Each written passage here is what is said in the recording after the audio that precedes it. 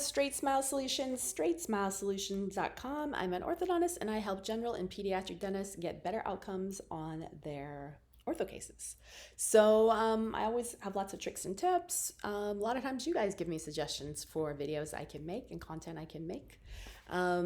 So let's talk a little bit more about using CBCTs to find ways to reduce IPR, get better outcomes, reduce side effects, reduce POB, improve airways, have better tongue position. CBCTs are the future, and they're usually digital, and they're a lot lower radiation than a traditional x-ray. So most doctors do have CBCTs now, but it can take some time, and not all doctors do. Just because your doctor doesn't have one doesn't mean they're a bad doctor. I'll be honest, we don't have them in any of our offices, and we have a few offices.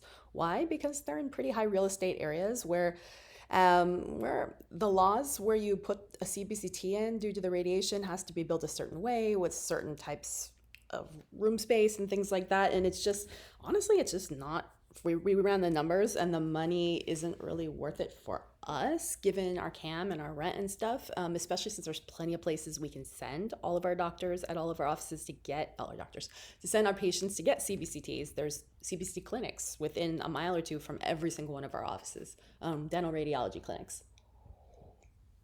So we don't see the point. And also there's a risk. If you have a CBCT, you need to know how to interpret your CBCT, not just dentally, not just orthodontically, but anything else medically that you can find.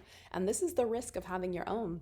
I know a lot of doctors that have them, and they will always send off for, a dental radiologist to read the report. Even if they already know the answer, they still get the report read on whatever field they're taking, because if there is something like carotid artery is occluded, or sclerosed or something, you may not know anything about how to read a carotid artery, but you might know how to tell if you can flare or expand arches, but you don't know how the medical stuff. Well, that's a problem, and you're probably not going to get that. And the risk is if something showed up in one of your fields and you missed it, even if it was not even in your specialty, not even related to dentistry, you could be in big trouble. So just be cautious if you have a CBCT. Now I want to just explain to you how this works within Straightsmile Solutions. If you have Invisalign, I tell you just to plunk it in. If you have Spark, just plunk it in. It'll just show up in the plan. And then, that's all we need to see. Then we don't have to look at the raw images that are here. But the raw images have a lot of information, right? So obviously this field right here, this tells me I'm not looking at any medical stuff. All I'm doing is looking at the dental stuff. This tells me that those upper incisors are crazy flared. So are the lowers. I don't even need to get numbers. I know that I can't push those anymore forward. I know there's no bone anymore forward. Okay, thanks. I won't proclaim. Same thing here. This is a nice one. Obviously, let's say you were doing braces, or let's say you're doing ClearCorrect or some aligner company that didn't have CBCT functionality.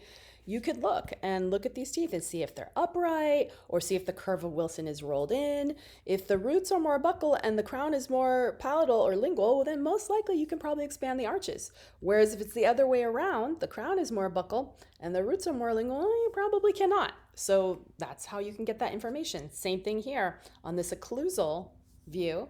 You can look for bone on the sides, in the buccal aspect. And you can say, oh yeah, maybe I can expand a little bit. So that's how we use CBCT functionality. But as always, I want to tell you to proceed with caution, because you need to know how to read this if you're going to use it, or you can have a actual dental radiologist read it for you, but you need to tell them what you're looking for. Can you tell me about this? Can you tell me about that? Can you tell me about the buccal bone? Can you tell me if this root is getting resorbed? Is there internal resorption? Is there pathology? What type of pathology is this? You have to specifically ask, is this tooth impacted? Is this tooth ankylosed?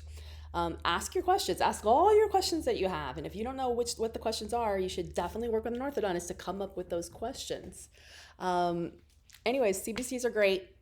Definitely, if you're going to do ortho, you either have to find a way to take CBCTs or find a way to take CEFs on some patients, at least, according to your Dental Practice Act, because it's very difficult to do a lot of ortho, or even good ortho, or even ortho up to standard of care, without occasionally having access to that. All right, thanks so much.